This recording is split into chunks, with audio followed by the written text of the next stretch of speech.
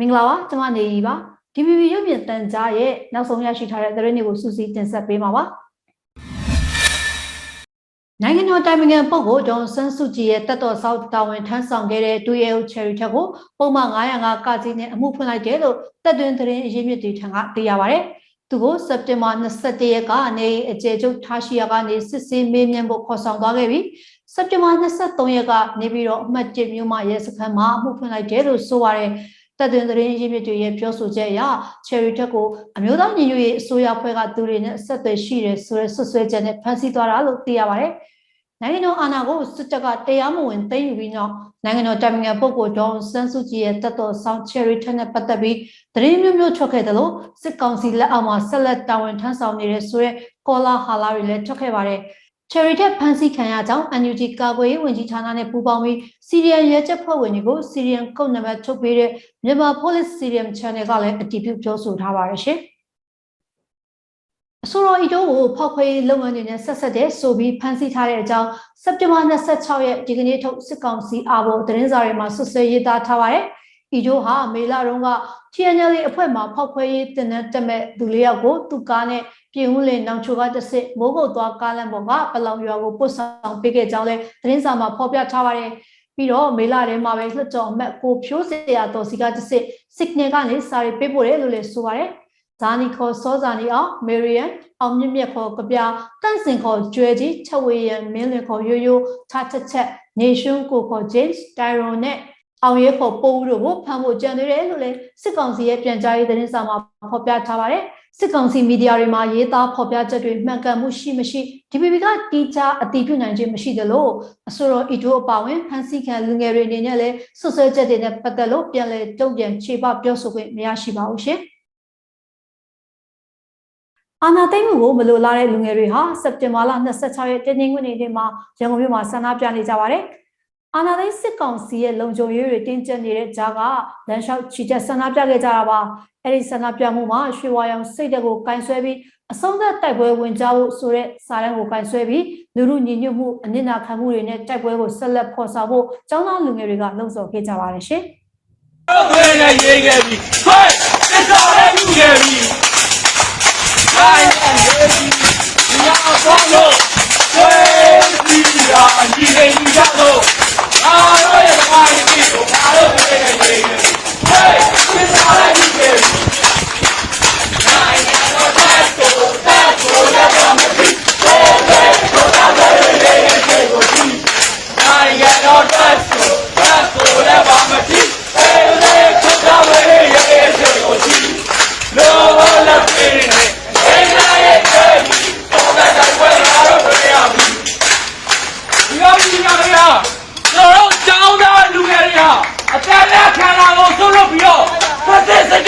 I mean, you want to take over anybody. When they got it, stand down, the way you want it. A damn African, where they talk about it. You are me,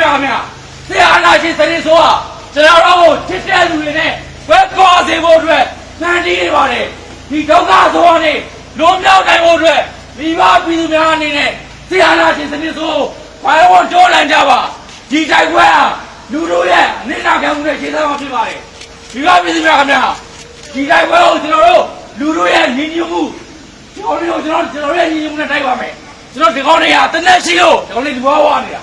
ဒီကောင်းတွေတနက်မရှိဒီကောင်းတွေလက်ရှိပဲပြီးတော့ပြည်ပါခင်ဗျာကျွန်တော်ဒီတိုင်းပွဲကိုလူတို့ရဲ့ညီညွတ်မှုနဲ့ကျွန်တော်တို့ရဲ့စိတ်နဲ့တိုက်အောင်ပါပြီးတော့ပြည်ပါခင်ဗျာပတ်သက်စတဲ့အမြဲတမ်းပတ်သက်စတဲ့အမြဲတမ်းပတ်သက်စတဲ့အမြဲတမ်းဇေရောအောင်ရမည်ဇေရောအောင်ရမည်ဇေရောအောင်ရမည်မန္တလေးမြို့အောင်မြေသာဆန်မြို့နယ်မင်းကျဲဤခင်ရက်ကွက်15လမ်း88လမ်းနဲ့89လမ်းကြားမှာရက်ကွက်အုပ်ချုပ်ရေးအဖွဲ့ဝင်တဦးစက်တင်ဘာလ25ရက်နေ့နေ့လယ်တနာရီခွဲလောက်ကတနက်နဲ့ပြစ်သက်ခံရတယ်လို့သိရပါတယ်။အသက်50ကျော်အရွယ်မင်းကျဲဤခင်ရက်ကွက်အကွက်မှုဦးသေးဝင်ဟာအိမ်ရှိကကွင်းရဆိုင်မှာကွင်းရရောက်နေချိန်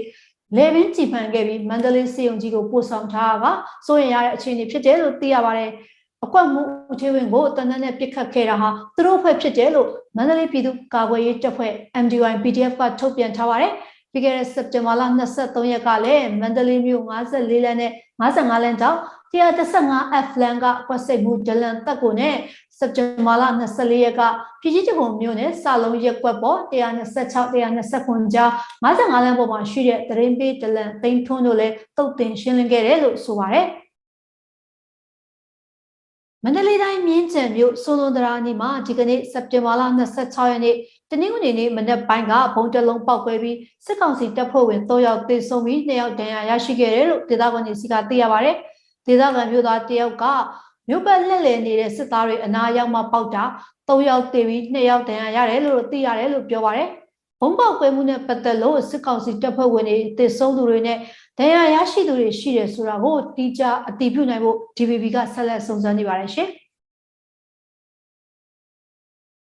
စကိုင်းတိုင်းဒေသကြီးကဏီမြို့နယ်မှာစစ်ကောင်စီတပ်သားတွေကဖေဖော်ဝါရီလ1ရက်နေ့အာဏာသိမ်းပြီးတဲ့နောက်ပိုင်းတပ်ငယ်မရိမှုအုပ်စုဖွဲ့မရိကျမှုအပါအဝင်မရိမှုကျူးလွန်တာအနည်းဆုံး3မှုရှိနေပြီလို့ဒေသခံတွေရဲ့ပြောပြချက်အရသိရပါတယ်။မရိမှုကျူးလွန်မှု3မှုမှာကျူးလွန်ခံရသူအမျိုးသမီးစုစုပေါင်း4ယောက်ထိရှိပြီးအသက်ငယ်ဆုံး73နှစ်ကနေအကြီးဆုံး45နှစ်ထိပါဝင်တယ်လို့သိရပါတယ်။ပထမအကြိမ်ကဇွန်လထဲမှာဖြစ်တာပါ။ဒုတိယအကြိမ်ကဇူလိုင်လထဲမှာဖြစ်တာအဲ့ဒါကအမျိုးသမီး2ယောက်ကိုအုပ်စုဖွဲ့ပြီးမရင်းကျင်တာနောက်ဆုံးတတိယအကြိမ်ကတော့ပြီးခဲ့တဲ့ရက်ပိုင်းကဒီလတိုင်းမှာပဲဖြစ်သွားတာလို့လုံခြုံရေးအရာအမည်မဖော်လို့တဲ့ဒေသခံတယောက်ကပြောပါတယ်။ကျွန်တော်အတွင်းကျူးလွန်ခံရတဲ့အမျိုးသမီးကအသက်26နှစ်ရွယ်မိန်းမပျိုဖြစ်ပါတယ်။ဇူလိုင်လအတွင်းကကျူးလွန်ခံရသူတွေကတော့အသက်30နဲ့45နှစ်အရွယ်မျိုးသမီးတွေဖြစ်ပြီးခဲ့တဲ့စက်တင်ဘာလ16ရက်နေ့ကကျူးလွန်ခံရသူကတော့အသက်73နှစ်သာရှိသေးတဲ့အရွယ်မရောက်သေးတဲ့မိန်းကလေးငယ်ဖြစ်တယ်လို့သိရပါတယ်။မရိမှုကျူးလွန်ခဲ့တဲ့တပ်ရင်တပ်ဖွဲ့နဲ့လူပုဂ္ဂိုလ်တွေကိုတော့စုံစမ်းနေစေဖြစ်ပါတယ်။ကဏီမြို့နယ်အတွင်းကစစ်ကောင်စီတပ်တွေရဲ့မရိမှုလူတက်မှုမိရှို့မှုလူရဲမှုစတဲ့စစ်ရာဇဝတ်မှုတွေနဲ့ပတ်သက်ပြီးကုလသမဂ္ဂကိုတင်ပြနိုင်ဖို့အမျိုးသားညီညွတ်ရေးအစိုးရလူ့အခွင့်အရေးဝန်ကြီးဌာနကိုတပ်တင်တဲ့တကွတင်ပြထားတယ်လို့လည်းသိရပါတယ်။လက်ရှိမှာလည်းကဏီမြို့နယ်အပြင်စကိုင်းတိုင်းတွင်းကမြို့နယ်တော်တော်များများနဲ့မကွေးတိုင်းချင်းပြည်နယ်ကချင်ပြည်နယ်မန္တလေးတိုင်းစတဲ့နေရာတွေကမြို့နယ်တချို့မှာအင်တာနက်ဖုန်းလိုင်းဖြတ်တောက်ခံထားရပြီးစီရေးတိုးချဲ့မှုလူတက်မှုမတရားဖန်ဆီးမှုလူရဲမှုမိရှုမှုစတာတွေကိုနေ့စဉ်နဲ့အမျှကျူးလွန်နေစေဖြစ်ပါတယ်ချင်းပြည်နယ်ကိုအချိန်2ပတ်အတွင်းစီရေးအရာအပြတ်ချေမှုန်းမယ်လို့စစ်ကောင်စီကစက်တင်ဘာလ25ရက်နေ့ကသတင်းလွှင့်ခဲ့ပါတယ်ဒီသတင်းနဲ့ပတ်သက်ပြီးချင်းပြည်နယ်ဒေသခံ CDF တွေရှိတဲ့နေရာကိုရောက်ရင်အဖြစ်ကိုသိရလိမ့်မယ်လို့မင်းတပ် CDF တာဝန်ရှိသူကတုံ့ပြန်လိုက်ပါတယ်ဒီသတင်းကိုသူသားချမ်းသာကပေးပို့ထားပါတယ်ရှင်ချင်းပြည်နယ်ထန်တလန်ဟာခါမတူပီမြို့တွေကိုပြီးခဲ့တဲ့ရက်ပိုင်းတွင်စစ်ကောင်စီကအကြမ်းဖက်တိုက်ခိုက်မှုတွေပြုလုပ်ခဲ့တာကြောင့်မြို့ကန်တွေဟာဘေးလွတ်ရာကိုရှောင်နေကြရပါတယ်စက်တင်ဘာ25ရက်နေ့မှာတော့စစ်ကောင်စီကချင်းပြည်နယ်ကိုအချိန်2ပတ်အတွင်းစစ်ရေးအရာအပြတ်ချေမှုန်းမယ်ဆိုတဲ့သတင်းစကားထွက်ပေါ်ခဲ့ပါတယ်။စက်တင်ဘာ25ရက်နေ့နဲ့26ရက်နေ့တွေမှာချင်းပြည်နယ်အတွင်းတိုက်ပွဲတွေအနည်းငယ်ပြန်ငြိမ်သက်သွားပေမဲ့ကောင်းသောငြိမ်သက်ခြင်းတော့မဟုတ်ဘူးလို့မင်းတပ် CDF တာဝန်ရှိသူကပြောပါတယ်။စစ်ကောင်စီတပ်တွေနဲ့ CDF တွေအပြန်အလှန်စောင့်ကြည့်နေကြပြီးအချိန်မီတိုက်ပွဲဖြစ်နိုင်တဲ့အခြေအနေဖြစ်ပါတယ်။စစ်ကောင်စီဘက်ကလှုပ်ရှားမှုတွေကိုစောင့်ကြည့်နေပြီး CDF ကအသင့်ပြင်ထားတယ်လို့ဆိုပါတယ်။အပြည့်ပြချင်မှုမဲ့ဆိုရင်တော့နေဒီဖက်ကို CDF ကြီးစုမှုထားနေဒီဖက်ကိုစဉ်းလာမှာပဲပေါ့နော်အဲဒီစဉ်းလာတဲ့ခါကျရင်ဘလို့ပြရမှာပေါ့လေဘလို့မျိုးရှင်းမုံတဲ့ဘလို့သူ့ဘက်ကိုစတင်နေတာတော့ရှိမှာပဲပေါ့နော်ဒါပေမဲ့တကယ်တော့စဉ်းလာတဲ့ခါကျမှသိကြတာပေါ့ဆိုတဲ့ပုံမျိုးနဲ့ကြည့်တာပ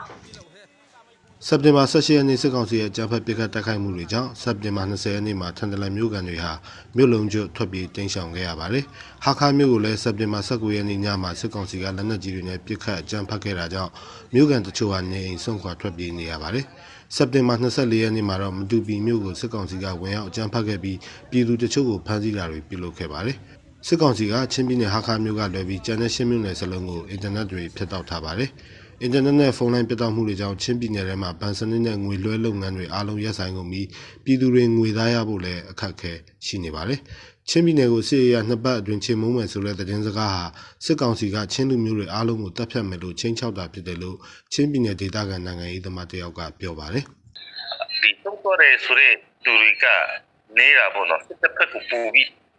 တည်တဲ့သူများတာကိုအဲ့ဒါကြောင့်နှစ်ပတ်ဒီအမြင့်ဖြစ်မယ်ဆိုတဲ့ဟာတော့ပြည်သူတွေကိုအားလုံးတက်မယ်ဆိုတဲ့ပုံစံနဲ့ပဲချင်းချောက်တာနဲ့အတူတူပါပဲပေါ့နော် ထန်တလန်မြို့နဲ့ဟာခါမြို့မှာစစ်ပေးဆောင်ပြည်သူ2000ကျော်ရှိနေပြီးဒုက္ခသည်စခန်းတွေဖွင့်မှုစီစဉ်နေတယ်လို့ချင်းနှစ်ချင်းခရီးယန်အဖွဲ့ချုပ်ဥက္ကဋ္ဌကအတည်ပြုထားပါတယ်။မင်းတပ်မြို့ကိုတော့စစ်ကောင်စီကဂျွန်လဆန်းမှာအကြမ်းဖက်တိုက်ခိုက်ခဲ့တာကြောင့်တောင်းနဲ့ချီတဲ့ပြည်သူတွေဟာစစ်ပေးဆောင်ခဲ့ရပါတယ်။မင်းတပ်ပြည်သူတွေကို UNHCR ကအကူအညီပေးဖို့ကြိုးစားခဲ့ပေမဲ့စစ်ကောင်စီကကန့်သတ်ခဲ့တာကြောင့်ပြည်သူတွေဟာအကူအညီတွေကိုမရခဲ့ပါဘူး။ချင်းပြည်နယ်မှာစစ်ရေးကိုအခြေခံပြီးဖြစ်နေတဲ့အခက်အခဲတွေကိုဖြေရှင်းဖို့ကြိုးစားပြီးနီးလန်းရှာနေတယ်လို့ CDF တွေကပြောပါတယ်။ကျွန်တော်တုဒ္ဒချမ်းသာပါစကိုင်းတိုင်းခင်ဦးမြို့မှာဒီကနေ့မနေ့ပိုင်းကစစ်ကောင်စီစစ်ကြောင်းကို PDF ပျောက်ကြားတပ်ဖွဲ့တွေကနှစ်ကြိမ်မိုင်းခွဲတိုက်ခိုက်ခဲ့လို့စစ်ကောင်စီတပ်သား9ယောက်ခန့်ချက်မနဲ့တေဆုံးသွားတယ်လို့နေပြည်တော်ကပြောပါတယ်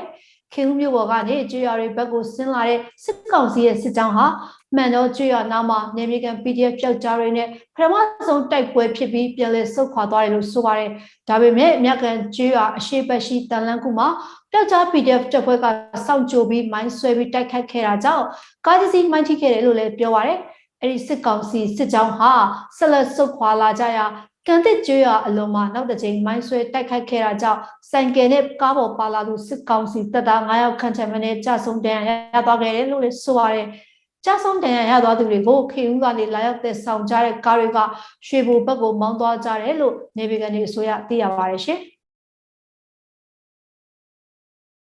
်စကိုင်းတိုင်းကလေးမြို့နယ်မှာစစ်ကောင်စီရင်နှန်းကိုမိုင်းဆွဲတိုက်ခိုက်ခဲ့တဲ့အကြောင်းကလေး PDF ကသတင်းထုတ်ပြန်ခဲ့ပါတယ်။စနေနေ့နေ့လယ်12နာရီဝန်းကျင်ကအရက်3ရင်ဆိုင်ကယ်5စီး၊ကုန်ကျင်ကား4စီးကိုအသုံးပြုပြီးတောင်ပိုင်းကနေကလေးမြို့ဘက်ကိုဦးတည်မောင်းနှင်လာတဲ့စစ်ကောင်စီရင်နှန်းကို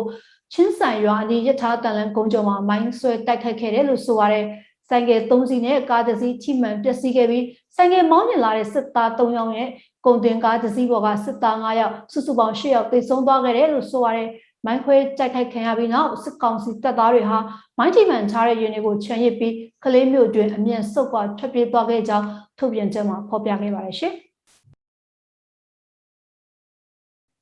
အာဏာသိမ်းပြီးလေကအင်တာနက်ဖြတ်တောက်မှုတွေမကြာခဏကြုံတွေ့ခဲ့ရတဲ့မြန်မာနိုင်ငံမှာတိုင်းပြည်နယ်တချို့တွေကမြို့ပေါင်း20ကျော်ထိလက်တလုံးအင်တာနက်ပြတ်တောက်နေပါတယ်။တိုက်ပွဲဖြစ်ပွားမှုတွေရှိနေတဲ့ချင်းပြည်နယ်၊ကချင်ပြည်နယ်၊မကွေးတိုင်း၊စကိုင်းတိုင်းနဲ့မန္တလေးတိုင်းတွေထဲမှာအင်တာနက်ဖြတ်တောက်ခံထားရတာမြို့ပေါင်း25မြို့ထိရှိနေပါပြီ။ကချင်ပြည်နယ်ကဖားကန့်မြို့နယ်မှာဆိုရင်ဩဂုတ်လ20ရက်နေ့ကလေးကအင်တာနက်ပြတ်တောက်နေတာတစ်လကျော်ကြာမြင့်နေပါပြီ။နောက်ဆုံးရရှိထားတဲ့သတင်းတွေအရစက်တင်ဘာလ26ရက်နေ့မနက်ပိုင်းကစပြီးတိုက်ပွဲတွေဖြစ်နေတဲ့ကောလင်းဝင်းတို့ပင်လယ်ဘူးမြို့နယ်တလျှောက်မှာအင်တာနက်လိုင်းတွေအပြင်ဖုန်းလိုင်းတွေပါဖြတ်တောက်ခံထားရပါတယ်။အခုဆိုရင်အင်တာနက်ဖြတ်တောက်ခံထားရတာချင်းပြည်နယ်ထဲမှာ10မြို့နယ်၊စကိုင်းတိုင်းထဲမှာ10မြို့နယ်၊မကွေးတိုင်းထဲမှာ4မြို့နယ်၊မန္တလေးတိုင်းထဲမှာ2မြို့နယ်နဲ့ကချင်ပြည်နယ်ထဲမှာဖားကန့်မြို့တို့ဖြစ်ကြပြီးစက်သွေးညွှန်ကြားမှုဦးစီးဌာနရဲ့လက်ညွှန်ချက်အရအင်တာနက်ပိတ်ထားတယ်ဆိုတာကို MPT Call Center ကတဆင့်သိရတယ်လို့ VOA သတင်းမှာဖော်ပြထားပါတယ်။ဖေဖော်ဝါရီလ1ရက်စစ်တပ်ကအာဏာသိမ်းလိုက်တဲ့နောက်ပိုင်းမြန်မာနိုင်ငံရဲ့အင်တာနက်လွတ်လပ်ခွင့်အခြေအနေဟာအရင်နှစ်ကထက်အဆင့်14ဆင့်လောက်ကျဆင်းသွားတယ်လို့ Freedom House အဖွဲ့နဲ့ Freedom of Expression မြန်မာအဖွဲ့တို့ကအစီရင်ခံစာမှာထုတ်ပြန်ထားပါတယ်။ရန်ကုန်တရိษံဥယျာဉ်ဝင်ကြီးကလေးနဲ့လူကြီးတယောက်ကို9000ကျပ်ထိတိုးမြင့်လိုက်တာကြောင့်အထက်ကတရိษံတွေကိုအစာသွားရောက်ကျွေးကျင်တဲ့ပြည်သူတွေအခက်အခဲဖြစ်လာတယ်လို့လာရောက်လည်ပတ်သူတယောက်ကပြောပါတယ်။တရိษံဥယျာဉ်လာတာဟာအထက်ကတရိษံလေးတွေအစာကျွေးကျင်တာရဲ့ကလေးတွေအားလည်းရဲ့လိုက်ပို့ကျင်တာရဲ့ကြောင့်အခုဝင်ကြီးကတယောက်ကိုလူကြီးရောကလေးရော9000ဆိုတော့အခုလုံးပြည်လေတဲ့ကာလမှာစဉ်းစားကြည့်ပါဦးလို့လာရောက်လည်ပတ်သူပြည်သူတယောက်ကပြောပါတယ်။တရိษံဥယျာဉ်ကိုလူကြီး1000ကလေး900ကျပ်လောက်ကောက်ယူရကနေအခု9ဆနီးပါးထိတိုးမြင့်ကောက်ခံနေတာပါစနေတနင်္ဂနွေအားလည်းရဲ့လာရောက်လက်ပတ်သူတွေများပြားပြီးဝင်ကြီး9000ကောက်ခံနေမှုကြောင့်အထဲမဝင်ပဲလှည့်ပြန်နေကြတာဖြစ်ပါတယ်တရိษံဥယျာဉ်ထဲမှာတော့ဈေးဆိုင်တွေပိတ်ထားတာကြောင့်တရိษံလေးတွေအစာရေးစားခက်ခဲမှာကိုစိုးရိမ်ပြီးပြည်သူတွေကအပြင်ကအစားအစာတွေဝယ်ယူပြီးတွားရောက်လက်ပတ်နေကြတာလည်းဖြစ်ပါတယ်ရှင်လက်ရှိအချိန်ထိမြန်မာနိုင်ငံမှာ COVID-19 ကြောင့်သေဆုံးသူစုစုပေါင်း19465ယောက်နဲ့ယောဂကုသခံရသူစုစုပေါင်း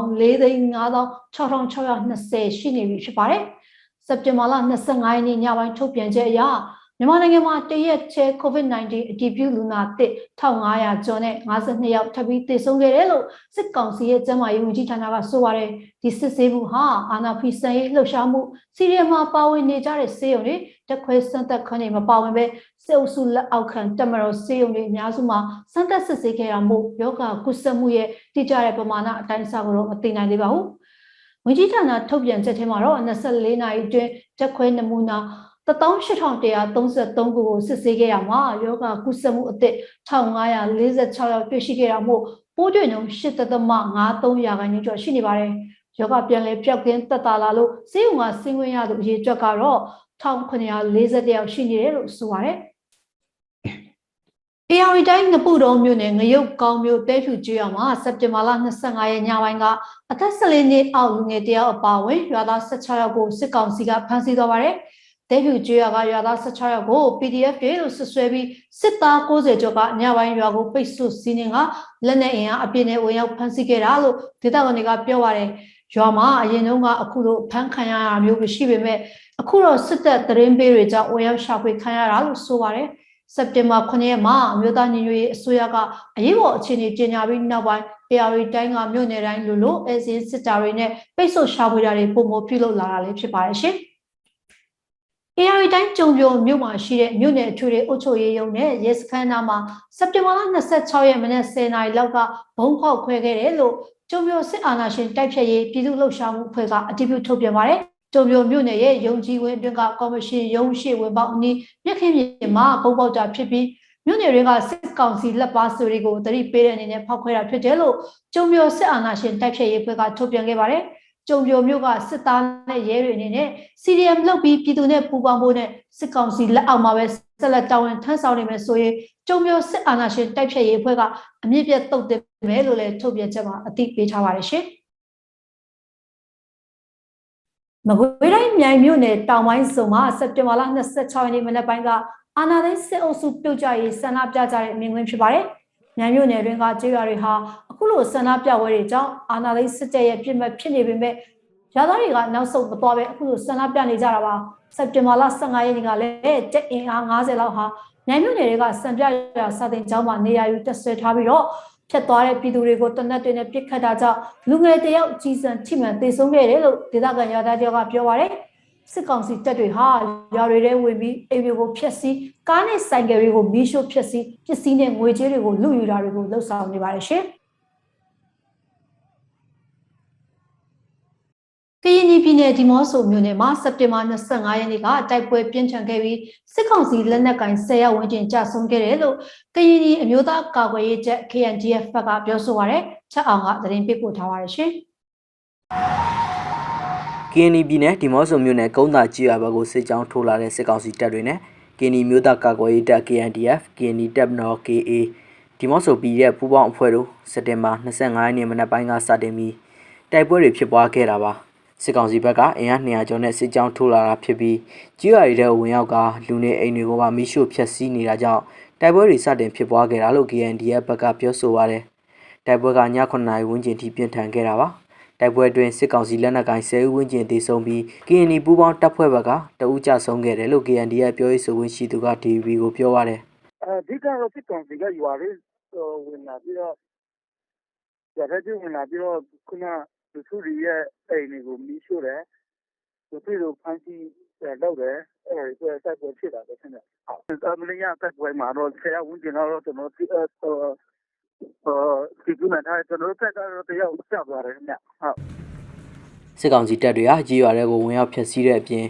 ရွာတွေထဲမှာရှိနေတဲ့လူငယ်တချို့ကိုလည်းဖမ်းဆီးသွားခဲ့တယ်လို့ဆိုပါတယ်ဒါအပြင်လက်နက်ကြီးနဲ့ရန်တမ်းပစ်ခတ်မှုတွေကိုလည်းစက်တိုက်ပြုလုပ်ခဲ့ပြီးစက်တင်ဘာ26ရက်နေ့နေ့လယ်ပိုင်းထိစစ်ကောင်စီရဲ့လက်နက်ကြီးပစ်ခတ်တံတွေကိုကြားနေရဆဲဖြစ်တယ်လို့ KNDF ဘက်ကပြောပါတယ်လက်နက်ကြီးတွေဟာလူနေအိမ်တွေပေါ်ကြားရောက်ပောက်ကွဲမှုတွေရှိခဲ့တယ်လို့ဒီနေ့မနက်ပစ်ခတ်မှုတွေမှာလည်းတရားဟောဆရာတယောက်ရဲ့နေအိမ်ပေါ်ကြားရောက်ပောက်ကွဲခဲ့ပါသေးတယ် KNDF အနေနဲ့ကတော့စစ်ကောင်စီကိုအမြင့်ပြတ်တဲ့အထိတွန်းလှန်ခုခံသွားမယ်လို့ဆိုပါတယ်စစ်ကောင်စီကကျွန်တော်တို့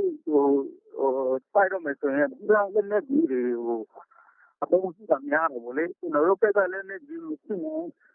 သိသွားပုံရပါတယ်ဒီနေ့သားတော့အဲ့တော့လက်နက်ကြီးတွေပြေးရများတယ်ဗောလေဆိုတော့ကျွန်တော်တို့ကတော့ဒီပေါ်မှာတုံလို့ဆက်စားတော့မရှိပါဘူးဒါကပုံရတဲ့ပုံစံကိုလေဒါပေမဲ့ကျွန်တော်တို့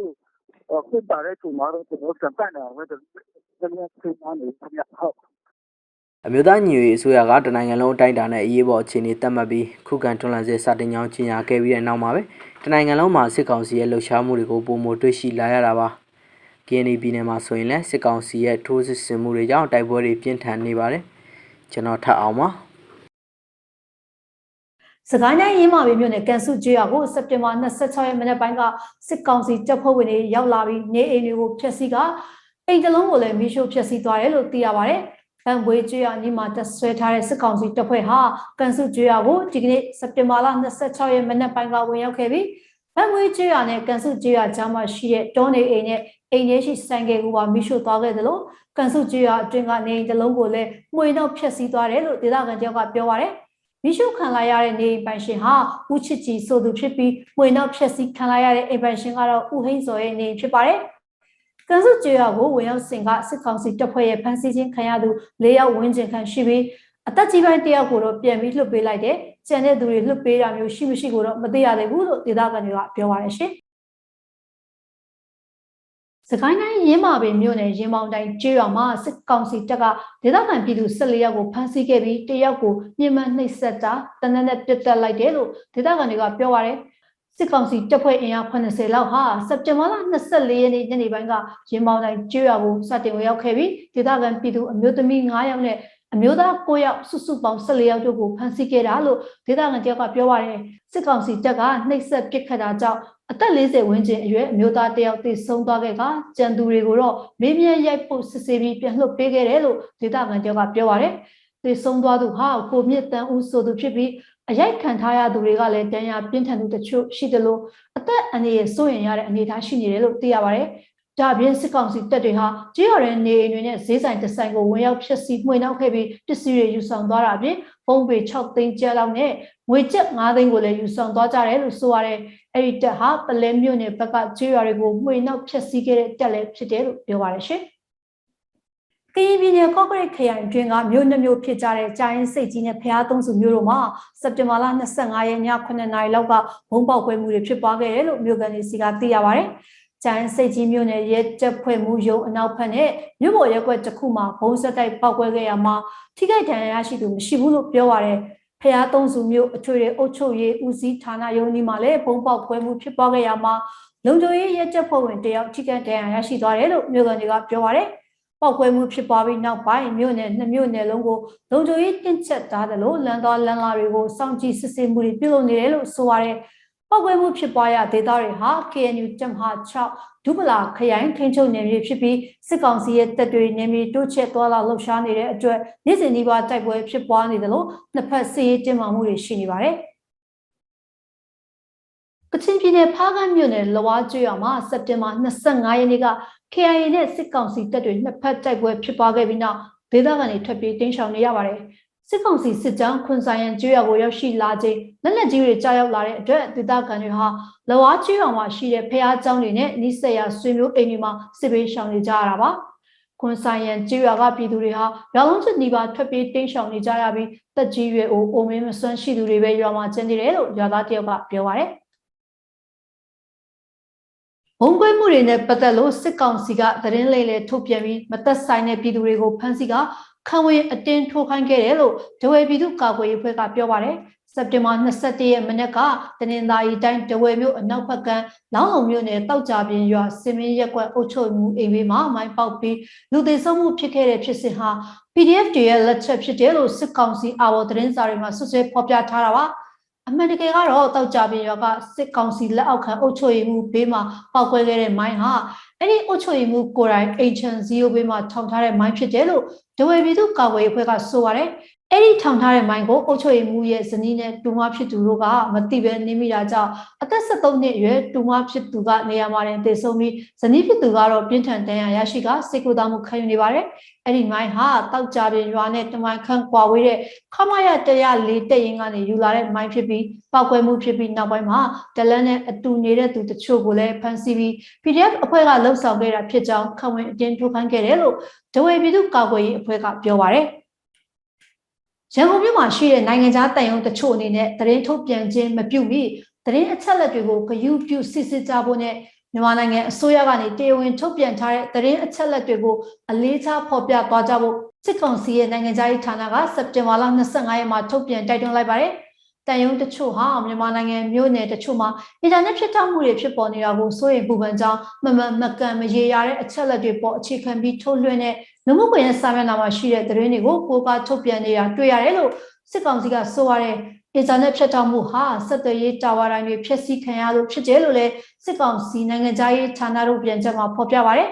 စကိုင်းတိုင်းမန္တလေးတိုင်းမကွေးတိုင်းချင်းပြည်နယ်နဲ့ကချင်ပြည်နယ်တွေကမြို့နယ်တချို့မှာစက်တင်ဘာလ14ရက်ခရဲကမိုဘိုင်းအင်တာနက်လိုင်းတွေပြတ်တောက်နေတာဖြစ်ပြီးအထူးသဖြင့်စစ်ကောင်စီတပ်တွေစစ်စင်ရေးလုပ်နေတဲ့နေရာတွေမှာအင်တာနက်လိုင်းတွေဖြတ်တောက်ခံထားရပါတယ်မြန်မာနိုင်ငံတွင်းစက်တင်ဘာ9ရက်နေ့စစ်ကြေညာပြီးနောက်မိုင်းခွဲမိချို့ဖျက်ဆီးခံရတဲ့စစ်တပ်ပိုင်းမိုင်းတဲတာဝါတိုင်း100ဝန်းကျင်ရှိပါပြီရှင်ဒီဗီဒီယိုပြည်တန်ကြားရဲ့နောက်ဆုံးအခြေအနေရရှိထားတဲ့သတင်းတွေကိုစူးစီးတင်ဆက်ပေးခဲ့တာပါကျွန်မနေရီပါအားလုံးကိုကျေးဇူးတင်ပါတယ်ရှင်